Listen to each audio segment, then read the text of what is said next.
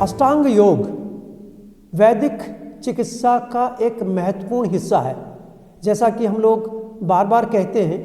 कि चिकित्सा पद्धतियां दो प्रकार की होती हैं, एक फार्माकोपियल वे ऑफ हीलिंग, एक non pharmacopoeial way of healing. जिस चिकित्सा पद्धति में किसी तरह की औषधि का इस्तेमाल नहीं करते, प्रयोग नहीं किया जाता, उसको non pharmacopoeial way of healing कहते हैं, जिसमें मर्म चिकित्सा अत्यंत महत्वपूर्ण है और साथ साथ योग अपने में एक बहुत महत्वपूर्ण चिकित्सा पद्धति है। जब भी कोई हम यौगिक प्रैक्टिसेस करते हैं तो किसी न किसी मर्म को ही उत्प्रेरित करते हैं, क्योंकि मर्म के जो आसन है या प्राणायाम है शरीर पर कैसे काम करते हैं इसका कोई वैज्ञानिक आधार हम लोग प्रस्तुत नहीं कर पाते। लेकिन जब हम मर्म का सायुज्य करते हैं या मर्म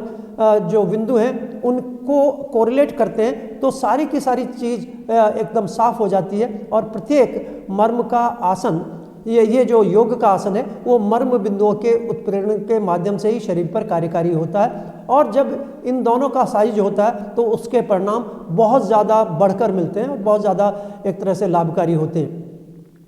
जो आसन और प्राणायाम की बात है, अष्टांग योग का एक बहुत छोटा सा हिस्सा है, लेकिन यदि योग के विषय की बात करें और योग के जो अंतर्दृष्टि की बात करें, योग है क्या, उसके विषय में जो उसका एक तरह से सैद्धांतिक पक्ष है उसको जाने बिना यदि हम यौगिक क्रियाएं करते हैं, योग का आसन करते हैं तो ये एक फिजिकल एक्सरसाइज के रूप में होती हैं। लेकिन जब हम योग के अंतर्दृष्टि को समझ पाते हैं तो क्या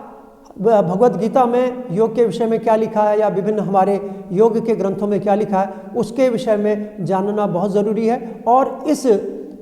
जो कार्यशाला में विशेष रूप से मर्म और योग के अंतर संबंध के अतिरिक्त योग की अंतर्दृष्टि पर भी विचार होगा, जिससे कि हम समझ सकें कि ये जो मर्म है या योग है वो कैसे शरीर पर, मन पर, इंद्रियों पर और इसके अतिरिक्त जो हमारे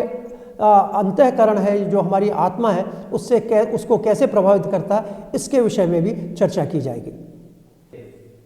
इस कार्यशाला में रजिस्ट्रेशन की जो डिटेल है